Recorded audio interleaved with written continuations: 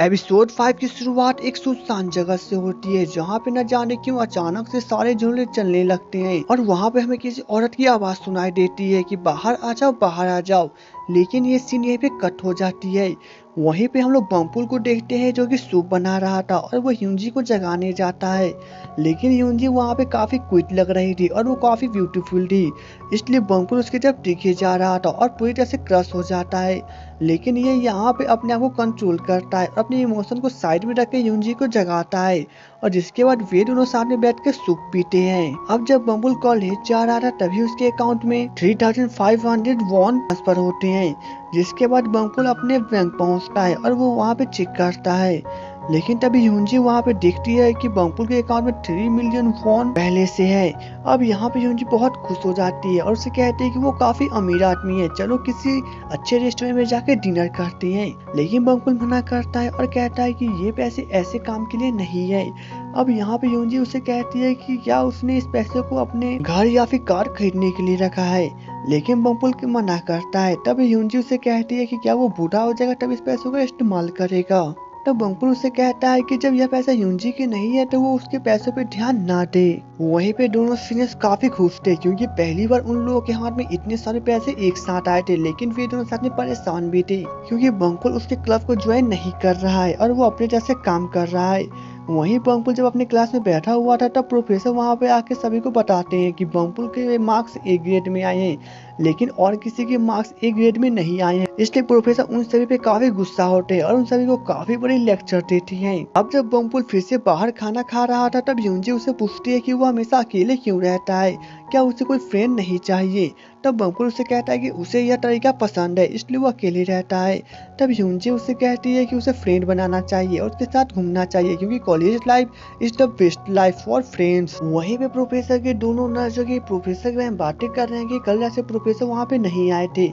लेकिन तभी उधर से प्रोफेसर चले आते हैं और वे अपने रूम में चले जाते हैं। अब दोनों नर्स वहाँ पे काफी हैरान थे क्योंकि प्रोफेसर जुट्टों में मिट्टी लगी हुई थी और वे दोनों पहली बार प्रोफेसर के पैरों में मिट्टी देख रहे हैं। अब प्रोफेसर रूम के अंदर जाने के बाद अपने पुराने कपड़ों को निकालते हैं और उसे एक थैली में रख के फेंक देते हैं। वहीं पे दोनों सीनियर्स बम्पुल से मिलने के लिए पहुंचते हैं और वो वहाँ पे अपने क्लब में ज्वाइन होने के लिए उसे कहते हैं लेकिन बम्पुल मना करता है। अब यहाँ पे वे दोनों काफी लंबा लेक्चर देते हैं और उसे समझाते हैं कि अगर वे लोग साथ में काम करेंगे तो काफी फायदे में रहेंगे।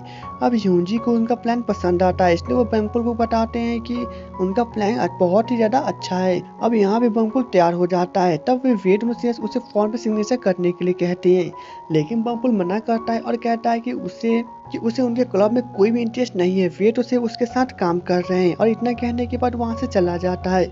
अब यहाँ पे ये दोनों सीनियर्स तो काफी उदास है लेकिन काफी खुश भी थे क्योंकि बम्पुल उसे क्लब को ज्वाइन कर लिया है। जिसके बाद ये दोनों उसका पीछा करते हैं।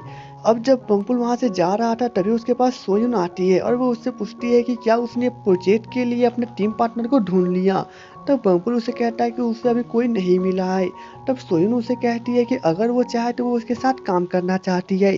जिसके बाद बम्पुल तैयार हो जाता है। अब यहाँ पे यूंजी बम्पुल के इस बिहेवियर को देख काफी शौक थी लेकिन यहाँ पे ये दोनों सीनियर समझ चुके थे कि जरूर यहाँ पे कुछ ना कुछ गड़बड़ है। अब जब ये दोनों एक क्लास में बैठे हैं तो बम्पुल काफी खुश था क्योंकि उसके बगल में सोयुन बैठी हुई थी। लेकिन यहाँ पे यूंजी काफी उदास थी क्योंकि वह बम्पुल की हरकत को देख के काफी परेशान थी। अब यहाँ पे प्रोफेसर आके उन सभी का अटेंडेंस लेते हैं। अब क्लास खत्म होने के बाद प्रोफेसर बम्पुल के पास आते हैं और उसे थैंक्स कहता है क्योंकि उसने काफी मदद की थी। अब यहाँ पे प्रोफेसर उन दोनों को अपने साथ डिनर करने के लिए लेके जाते हैं जहाँ पे यूंजी बम्पुल के पीछे जाती है और वह बम्पुल के बगल वाली सीट पे बैठ जाती है। लेकिन बम्पुल वहाँ से यूंजी को हटा देता है जिसके बाद वहाँ पे सोयुन बैठ जाती है। अब यहाँ पे यूंजी काफी दुखी हो जाती है और वो बम्पुल को एक थप्पड़ पीछे से खींच के चली जाती है। लेकिन ये लोग कुछ समझ ही नहीं पा रहे थे कि यहाँ पे बम्पुल किसी कुर्सी से हटा रहा था और वो ऐसे अजीब हरकतें क्यों कर रहा था।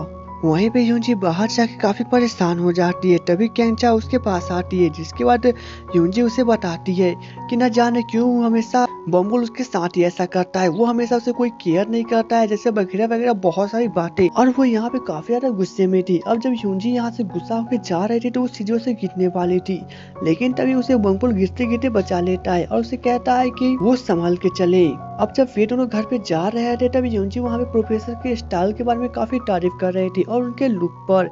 तब बम्पुल उसे चुप रहने के लिए कहता है। वहीं पे दोनों सीनियर सोयून के पास पहुंचते हैं और उसे वह अपने क्लब के बारे में काफी इमोशनल बातें बताते हैं कि जैसे उनका क्लब खत्म होने वाला है। अब यहाँ पे सोयून उन दोनों से पूछते हैं कि वो उसके लिए क्या कर सकते हैं। तब वे दोनों सीनियर्स कहते हैं कि अगर वो उनकी मदद करना चाहते हैं तो सिर्फ और सिर्फ इस फॉर्म पे सिग्नेचर कर दे।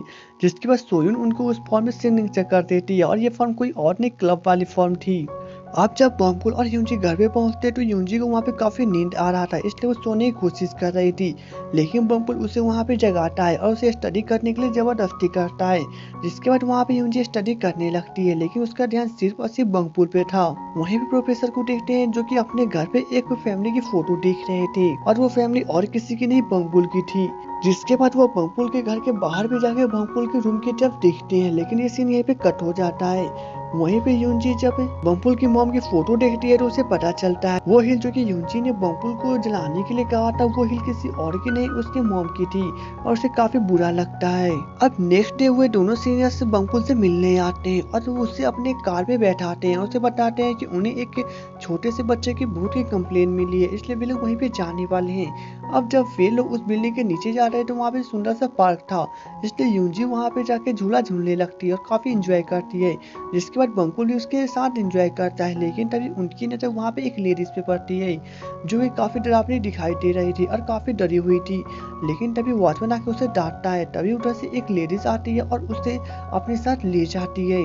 अब जब बम्पुल उस भूत को ढूंढने की कोशिश करता है तो उसके नजर एक बच्चे पे पड़ती है, जिसे देख के वे दोनों काफी डर जाते हैं, लेकिन वो बच्चा भागने की कोशिश करता है।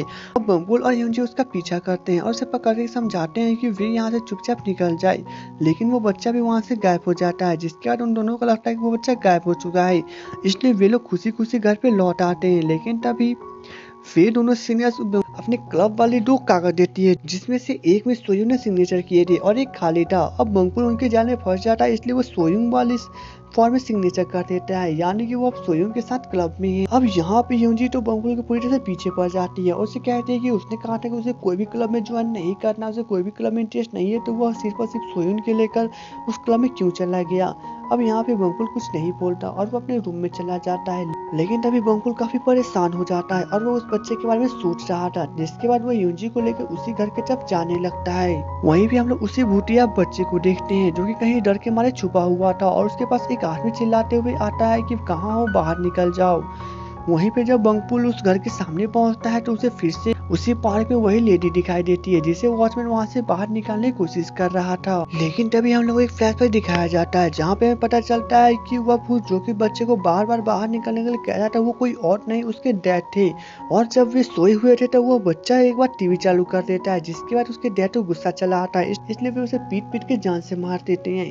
और वहाँ पे जो लड़की पार्क में बैठी हुई थी वो कोई और नहीं, उस बच्चे की मॉम थी। वहीं पे उस बच्चे के डैड उसे फिर से ढूंढ लेते हैं और भूत बनने के बाद उसे काफी बुरी तरह से पीटने लगते हैं। लेकिन तभी बम्पुल बीच में चला आता है और वह उससे फाइट करता है और क्या था, वे दोनों फिर से यहाँ पे जीत जाते हैं। जिसके बाद यूनजी उस बच्चे को लेकर उस औरत के पास पहुंचते हैं और यहाँ पे वे दोनों ये दोनों एक दूसरे को देख काफी रोने लगते हैं, क्योंकि वे दोनों न जाने कितने दिनों से एक दूसरे से दूर थे।